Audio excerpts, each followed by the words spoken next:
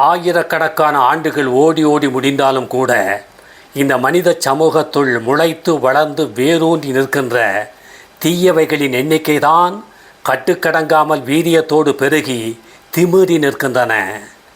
இருக்கின்ற சில நல்லவைகளின் ஆயுட்காலங்களை தக்க வைப்பது என்பதே இன்றைய நடைமுறை சமூகத்தில் பெரும் சவாலாக இருக்கிறது. தீயவைகளே வாழ்வின் திசையெங்கும் பரவலாக கூடி கூத்தாடி கொண்டிருக்கின்றன. மனித சமூகத்தை வளப்படுத்தவும் வாழ்விக்கவும் என நல்லவை என்று நம்பி இந்த சமூகம் அங்கீகரித்த பல சங்கதிகள் பசுந்தோல் போர்த்திய புலிகளாக காலப்போக்கில் கொடிய தீமைகளாகி தீராத நோய்களாக இந்த வாழ்க்கை முறையில் குடியேறிவிட்டன. உதாரணமாக சிலவற்றை பாருங்களேன். ஒன்று கூடி வாழும் இந்த மனித சமூகத்தின் வாழ்வை சுலபப்படுத்தும் சுகப்படுத்தும் என்று மக்கள் நம்பி ஒரு இயக்கமாக ஏற்றுக்கொண்ட இந்த அரசியல் என்பது காலத்திற்கு காலம் தேய்ந்து தேய்ந்து இன்று ஆட்சி அதிகார வெறி கொண்ட பேராசை சுயநலவாதிகளின் கூடாரங்களாகி நிற்கிறது. தங்களின் லாபத்திற்காக மட்டுமே இந்த அரசியலை கையாண்டு கோடி கோடிகளை குவித்து தங்கள் தலைமுறைகளுக்கு சொத்தாக்கி சேர்க்கும் கேவலமான மனிதர்களின் அணிவரிசையாக இந்த அரசியல் இன்று அவலப்பட்டு கிடக்கிறது. பாமர மக்களை வேட்டையாடி சுரண்ட இந்த அரசியல் ஓயாது அலைகிறது பல நூறு ஏமாற்று வலைகளை வீசி. இன்னொரு பக்கம் கடவுள் என்ற பெயரால் மதங்களை உருவாக்கி மனித கூட்டங்களை ஆன்மீக போதையில் ஆழ்த்தி சொர்க்கம் நரகம் ஊழ்வினை தலையிழுத்து என்றெல்லாம் அறியாமையை அகலப்படுத்தி யதார்த்த அறிவுக்குள் மனிதர்களை நுழைய விடாமல் இந்த மதம் என்பது பெருங்கூட்ட மனிதர்களை மூளைச்சலவை செய்து முட்டாள்களாகவே பராமரித்து வருகிறது. ஜனநாயகம் என்ற ஒரு வார்த்தையை ஜனங்களுக்கு அறிமுகப்படுத்தி ஆட்சி அதிகாரங்களை அவர்களே ஆக்கிக்கொள்ளலாம் என அற்புதமான பொய் ஒன்றை கூறி அவர்களின் அந்த உரிமையை காசுக்கு வாங்கி இலவசங்களை தந்து பறித்து அர்த்தமற்ற வாக்குறுதிகளை அள்ளி இறைத்து ஏழை எளிய மக்களை பிச்சைக்கார பெரும் கூட்டமாக இந்த ஜனநாயகம் மாற்றி வைத்திருக்கிறது. இது மட்டுமா? கல்வி கற்க வழியற்ற அடித்தட்டு குழந்தைகளின் கணக்கற்ற கூட்டம், வேலையில்லா பெருங்கூட்ட இளைஞர்களின் பட்டாளம், இருக்கின்ற வாழ்வாதாரத்தை காப்பாற்றி கொள்ள போராட்டங்களாகவே வாழ்வை மாற்றி கொண்டு தவிக்கும் பல்வேறு தரப்பு மனிதர்கள் இன்னும் கூட இரவு வேளை ஆகாரம் இல்லாமலேயே படுக்கையில் போய் முடங்கும் பல்லாயிரம் மக்களின் பரிதாப நிலை. இங்கு சுதந்திரம் என்பதாக ஒன்றை பேசுகிறார்களே தவிர அது நம்பத்தகாத ஒரு பொய்யாகவே மாறிவிட்டது பலகாலமாகவே. சட்டம் நீதி நியாயம் என்கின்ற ஒரு நல்ல சமூகத்தின் அடிப்படை பலத்தை பணத்தால் செல்வாக்கால் தடயமே இல்லாமல் கொன்று புதைத்துவிட முடியும் என்கின்ற அதிபயங்கரத்தை இந்த சமூகம் அப்படியே காலப்போக்கில் பழகியும் விட்டது.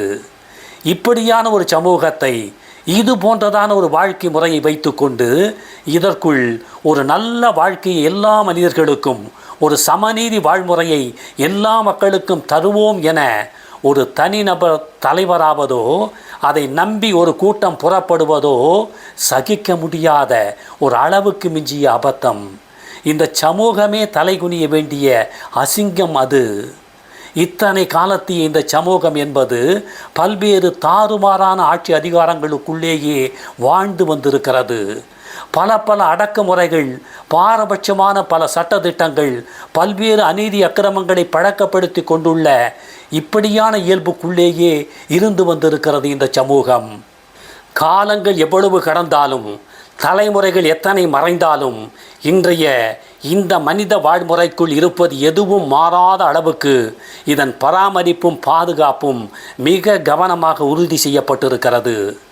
இங்குள்ள நூதன எழுத்தாளர்களும் நுணுக்கமான பேச்சாளர்களும் கலை இலக்கிய படைப்பாளிகளும் கைகோர்த்து ஒன்று கூடி இதற்கு காவல் காக்க களமிறங்கி காரியமாற்றுகிறார்கள், எந்த குற்ற உணர்வும் இல்லாமல். நாம் அறிவு கொண்டு ஆழமாக சிந்தித்து ஒன்றை புரிந்து கொள்ள வேண்டும். மனிதர்களிடமிருந்து மனிதர்கள் பெறுவதல்ல உரிமை, மனிதர்களிடமிருந்து மனிதர்கள் பெறத்தக்கதல்ல சுதந்திரம், மனிதர்களிடமிருந்து மனிதர்கள் யாசிப்பதல்ல வாழ்க்கை. இவையெல்லாம் இயற்கையின் நேரடி பராமரிப்பில் எல்லா மனிதர்களுக்காகவும் எப்போதும் மூடப்படாத கதவுகளோடு முழு நாளும் எந்த நிபந்தனையும் இல்லாமல் தடையும் தட்டுப்பாடுமின்றி இயற்கை மனிதர்களுக்காக கொட்டி குவித்து வைத்திருக்கிறது. பின் ஏன் மனித வாழ்வின் எல்லா அடிப்படை தேவைகளுக்கும் மனிதர்களிடமே போராட வேண்டி இருக்கிறது? பல அசம்பாவிதங்கள் இங்கு நிகழ்ந்தது போல் இன்னும் ஒரு அசம்பாவிதமும் நடந்துவிட்டது.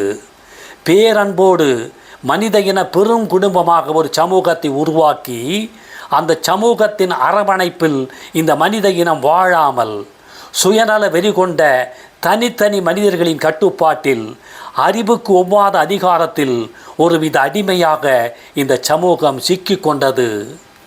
தனித்தனி மனிதர்களின் கையில், அதிகாரத்தில், ஆட்சியில் இயற்கை மட்டுமே சொந்தம் கொண்டாட வேண்டிய அதன் மொத்த ஏற்பாடுகளையும் தனி மனிதர்களுக்கான உரிமையாக, உடைமையாக, சொத்தாக, சுகமாக அவர்கள் மாற்றிவிட்டார்கள். எனவேதான் வலுத்த தனி மனிதர்களின் ஆதிக்கத்தில், அதிகாரத்தில், ஆட்சியில், செல்வாக்கில், ஆதரவில் மட்டுமே தான் வலுவற்ற ஏழை எளிய மக்கள் வாழ முடியும் என்கின்ற அநீதிகளின் ஒட்டுமொத்தமாக ஒரு சமூகம் இன்று வரை நீடிக்கிறது. இன்று வரை நீடிக்கிறது என்பதற்காக இது என்றுமே நீடிக்கும் என்பதாக பொருள் அல்ல.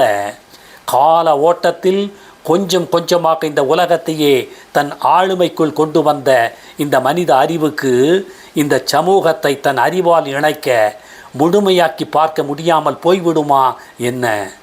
ஒரு உன்னத சமூகத்தின் உருவாக்கத்திற்கு சிக்கல் இல்லாத தீர்மானமான வாழ்முறை ஒன்றை இந்த மனித அறிவு வடிவமைத்து வழங்காதா என்ன? வெறும் காற்று ஊதப்பட்டு நிரம்பிய பலூன் வெடித்தே தீரும் என்ற யதார்த்தத்தை போல் அறியாமைகளும் அநீதிகளும் அக்கிரமங்களுமே திணிக்கப்பட்ட இந்த சமூகமும் உடைந்தே ஆகும். உடைந்த கையோடு மாற்றாக இன்னொரு உயர்வான சமூகமும் அங்கு உருவாகியே தீரும். ஏனென்றால் மனித அறிவு அடுத்த கட்ட பரிணாம வளர்ச்சிக்காக அதை அடைகாத்து கொண்டிருக்கிறது.